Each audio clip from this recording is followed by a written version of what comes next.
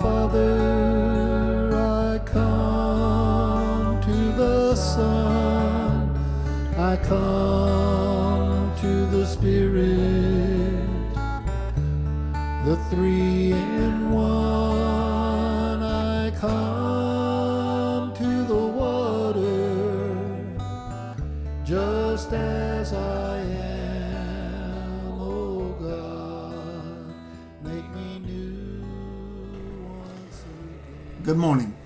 Welcome to Fridays with Francis. It's good to be with you this morning. This is for a United Methodist pastor. This is an interesting time of year. It's this time of year that we usually see pastoral changes occur, if they're going to change. And there was a season in my life in which I was involved in that process. And as a result, for the pastors who were moving into the area I was responsible for, it was my responsibility to go and welcome them to their new appointment. I remember the first year that I did that, there were a number of people who were coming in and having a change in the region that I was responsible for. And I relied heavily on my GPS. My GPS told me where to turn. It told me how long it would take me to get there. And the only thing my GPS didn't tell me was, how could you have made such a stupid turn? Although, as intricate as the GPSs are, it probably did think it. But my wife and I were riding around and trying to find the pastors, and there was one that we were trying to locate, one address we were trying to locate down near the North Carolina-South Carolina line. Because of the direction I was coming from, the last appointment I was going to, I knew that it would be the shorter of the routes for me to go dip down into South Carolina and come back up north and find the address that way. Well, I was following my GPS, and my GPS told me to turn left. I turned left. It told me to turn right. I turned right. When we got to the place that the GPS said, "You have reached your destination," I found myself sitting in the middle of a golf course that was still under construction. Knowing how ministers are, I thought, well, it is conceivable that a minister could live on a golf course, but generally they would have to live in a house, and I didn't see any houses. Didn't see a golf course that was ready for occupancy. So I began looking around. I retraced my steps. The GPS put me pretty much at the same place, and then I tried some alternate routes, and I remember one in particular. My GPS told me to turn right, and I turned right, and it was a narrow path. It was wide enough for a vehicle to go down, and then I did it maybe thinking it was a driveway. As I started down that path, all of a sudden I realized I'm about to drive into the Intercoastal Waterway. And it was at that moment that the GPS said, "Proceed straight ahead." It was at that moment that I decided that my GPS was out to get me. I backed out of that driveway or that road, and I then found a county sheriff, and I pulled over and talked to him, and he didn't have any idea where the address was I was looking for. He gave me some ideas. Again, it turned out that it was all wrong. I found nothing when I got to the location. So then I plundered through my records that I had been given about the pastors who were moving in, and I found a phone number. So I called the phone number. And the pastor said, well, this is going to sound strange, but if you'll go into North Carolina and turn around at the rest area and then go back towards South Carolina, turn your GPS off when you get to the rest area, turn it back on when you proceed back towards South Carolina, and put in our address, and it'll bring you right to us. And lo and behold, I said to him, you're messing with me, right? He said, no, really, I'm not. Try it, it'll work. And I did that, and sure enough, it worked. It took me right to their front doorstep. And we had a quick little visit, and my day was complete. Isn't it interesting how something strange like that can occur when we find ourselves sort of wandering around, not really knowing where we are, not really knowing where we're going? When it seems like the objective that we started out the day with is just falling apart. I don't know if you've ever noticed it, but there are examples of that in our scriptures. I particularly like the one that we see in the 37th chapter of Genesis. You remember the story of Joseph. Joseph was one of the younger sons of Jacob, who became Israel. And old Israel told Joseph to go into the field and find his brothers. They were gone. They had taken the flocks over to a region called Shechem, and there they were pasturing their flocks. And Israel wanted to know what it was like. How was it going with his brothers? So he sent Joseph looking for his brothers. When he got there, however, he couldn't find his brothers. Now remember that Joseph was the one who was the dreamer.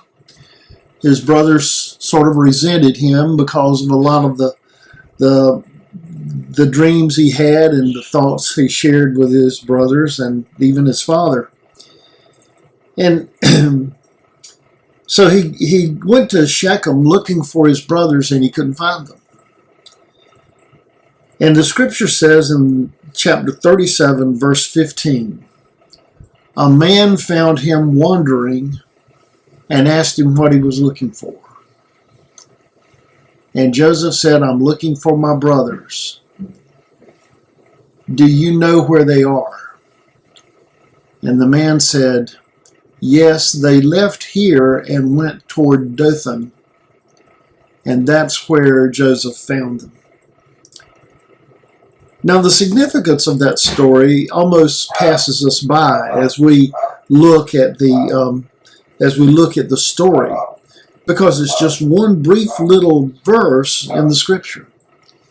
But when we look at the whole story, that becomes a pivotal point in the story, because it was after Joseph gets to Dothan that the brothers see him coming, and they come up with this plot to capture Joseph, sell him to some merchants, and they take him to Egypt.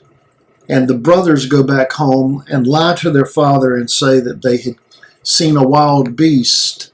A wild beast had killed Joseph. And so Israel thought for many years that Joseph was dead. But in the meantime, Joseph was in Egypt.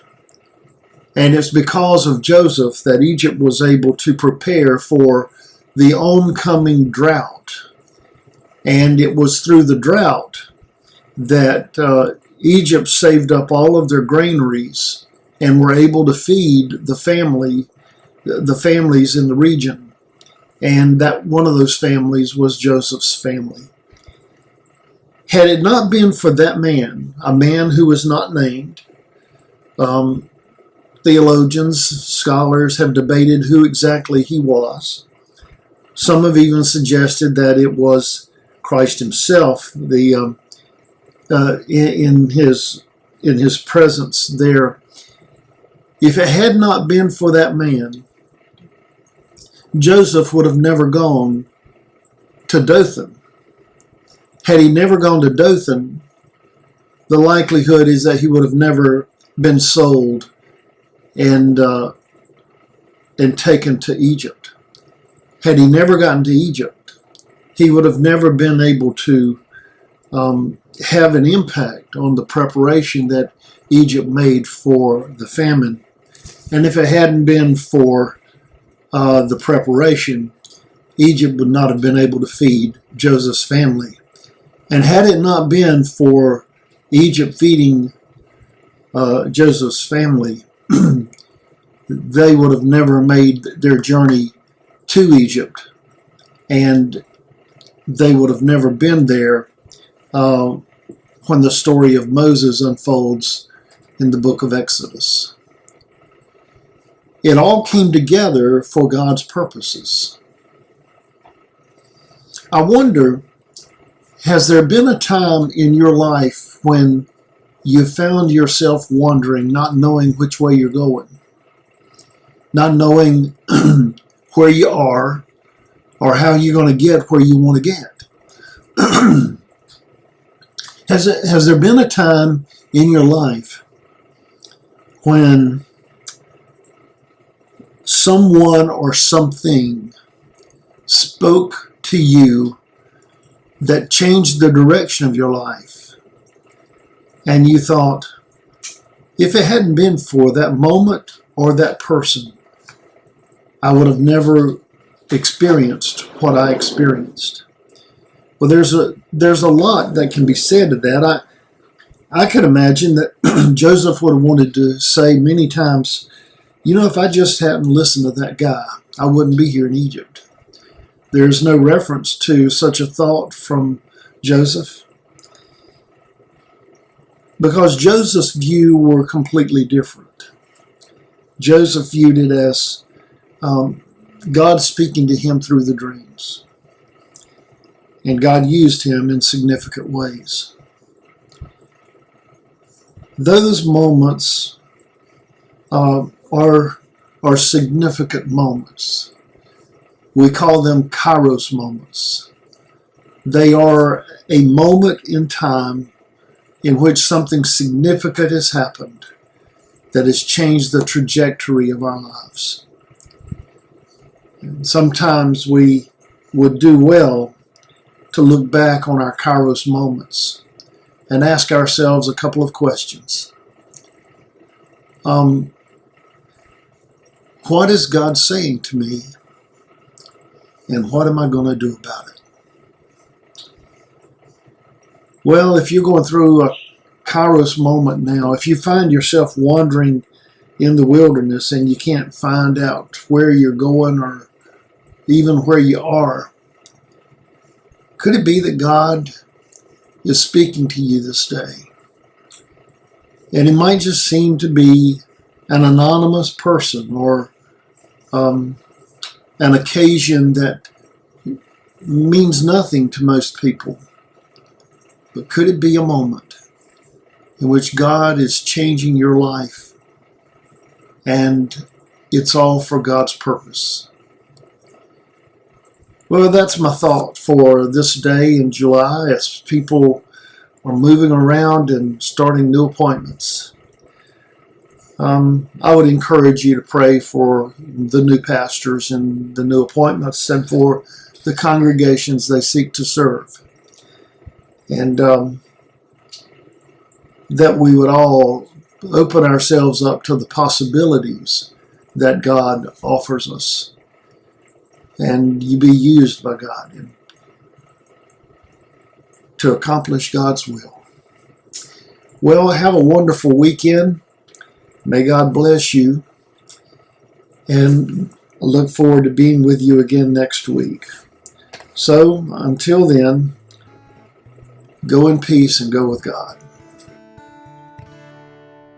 I come to the Father, I come to the Son, I come to the Spirit, the three in one.